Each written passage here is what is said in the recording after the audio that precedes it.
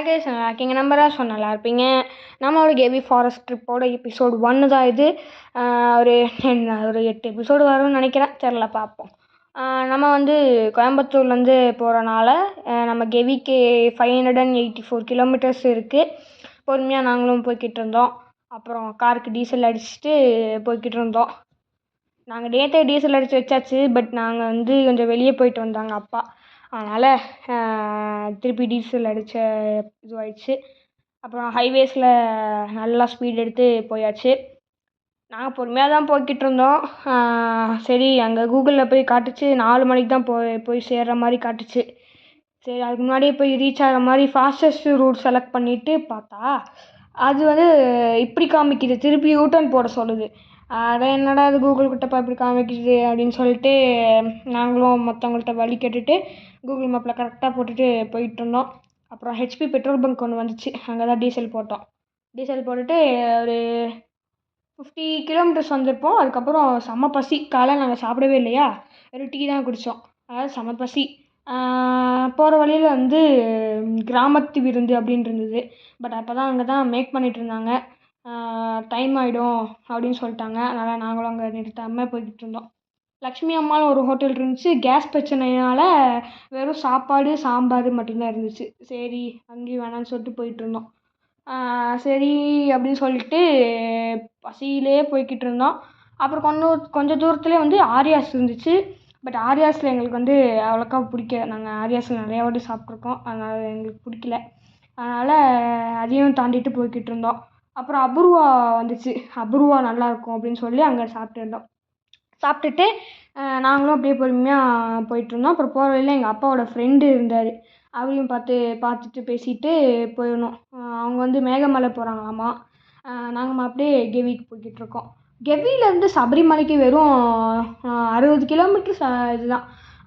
40 to 60 kilometre மட்டும்தான் இருந்துச்சு. அப்போ நம்ம ஸ்டே பண்ண இடத்துலேருந்து சபரிமலைக்கு வெறும் 20 கிலோமீட்ரு தான். எங்களுக்கு ஷாக்கு. ஆனால் வந்து 20 கிலோமீட்ரு நார்மலாக இருக்காது, ரொம்ப வந்து டீப்பாக இருக்கும். இப்படி வளைஞ்சு போகிறனால ரொம்ப இதுவாகிடும். பட் நாங்கள் சபரிமலைக்கு போகலான்னு தான் பிளான் பண்ணோம். சரி, லேட் ஆகிடும்னு சொல்லிட்டு அப்படியே போய்கிட்டோம். அப்புறம் அங்கே நம்ம ஹில் சைடு ரெசார்ட்டுன்னு இருந்துச்சு, அங்கே தான் புக் பண்ணியிருந்தோம். வேறு எதுவுமே இல்லை. அப்படி இருந்தாலும் கொஞ்சம் குமளி அந்த சைடில் தான் இருந்தது. சரி, அங்கேருந்து இன்னும் கெவிக்கு போகிறதுக்கே ரொம்ப நேரம் ஆகிடும். அப்புறம் ஜீப்பே வந்து காலைலேருந்து ஈவினிங் வரைக்கும், காலைல 9 o'clock ஸ்டார்ட் பண்ணது, ஈவினிங் 4 o'clock தான் வந்து இறங்கணும் ரெசார்ட்டுக்கு. அப்புறம் செக் அவுட் காலையிலே பண்ணிட்டோம். கார் மட்டும் அங்கேயே ரெசார்ட்டில் நிப்பாட்டிட்டோம். பிகாஸ் எங்கேயும் சேஃப்டியாக நிப்பாட்ட முடியாது, அதனால் அங்கேயே பண்ணிட்டோம். காலைல உங்களுக்கு பிரேக்ஃபாஸ்ட் சாப்பிட்ணுன்னா அந்த இதிலே இருக்குது, செக் போஸ்ட்லேயே உங்களால் பார்க்க முடியும். ஃபுட்டு பேம்பூ வச்சு இந்த ஹோட்டல் ரெடி பண்ணியிருந்தாங்க. அது எல்லாமே உங்களுக்கு வீடியோ நெக்ஸ்ட்டு வரும். இது வந்து நீங்கள் அந்த அடிவாரத்து வரைக்கும் போகிறத பார்ப்பீங்க. இது வந்து அந்த தேனியிலேருந்து இந்த இதுக்கு போகிற வழி, தேனியிலேருந்து குமளிக்கு போகிற வழியில் கல்குவாரியில் இருந்துச்சு, நல்லா இருந்தது. அப்புறம் போகிற வழியில் வந்து ஃபுட்பால் சீசன் வேறு ஆரம்பிச்சிருச்சா கேரளாவில், அதனால் அங்கங்கேயும் ரொனால்டோ, அப்புறம் நம்மளோட மெஸ்ஸி, நெய்மர், இந்த மாதிரி ஃபுட்பால் பிளேயர்ஸோட போஸ்டர்ஸை வச்சு அங்கங்கே வச்சுருந்தாங்க. அதையும் பார்த்துட்டு அப்படியே ஜாலியாக போய்கிட்டு இருந்தோம் பாட்டு கேட்டுட்டு. அப்புறம் நாங்களும் மைல்டாக சாங் வச்சுட்டு போய்கிட்டு இருந்தோம். போகிற வழியில் ஒரு மலைக்கோயில் ஒன்று இருந்தது, நம்ம திருச்சி மலைக்கோட்டை மாதிரி இங்கே ஒன்று இருந்தது. அப்படியே பார்த்துட்டு நாங்களும் போய்கிட்டு இருந்தோம். செம்ம அழகாக இருந்துச்சு. சீனரிஸ்லாம் பார்க்கும்போது வேறு லெவலில் இருந்தது. ரொம்ப க்ரீனிஷாக இருந்துச்சு. அங்கங்கே மட்டும்தான் ட்ரையாக இருந்தது. சரி, அதெல்லாம் பரவாயில்ல. பிகாஸ் இந்த வெயில், இந்த சம்மர்லேயுமே அட்லீஸ்ட் இந்த அளவுக்கு அது க்ரீனிஷாக இருக்குது. வேறு எங்கேயாவது போயிருந்தால் கண்டிப்பாக வந்து நல்லா ட்ரையாக இருக்கும். அப்புறம் நாங்களும் அந்த ஹில்ஸு தெரிய ஆரம்பிச்சிருச்சு எனக்கு ரொம்ப குஷியாக இருந்துச்சு. ஏன்னா அந்த ஹில்ஸ் ஏறும்போது ஜாலியாக இருக்கும் இல்லையா, உங்களுக்கே தெரியும் ஹில்ஸுங்கனாலே ஜாலியாக அப்படியே இருக்கும்.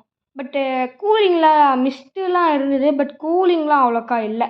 நம்ம நார்மலாக ஃப்ளாட் ஏரியாவில் இருக்க டெம்பரேச்சர்ஸ் தான், அதே இது மாதிரி தான். அப்புறம் குமளி வந்து ரீச் பண்ணியாச்சு. இந்த வீடியோவில் வந்து குமளிக்கு காட்ட மாட்டேன், இது வந்து அந்த அடிவாரத்தில் மட்டும் ஷோ பண்ணியிருப்பேன். அதுக்காண்டான ஒரு அடிவாரத்தில் ஒரு கோயில் இருந்தது, அங்கே நிப்பாட்டி சாப்பிட்டுட்டு இருந்தாங்க.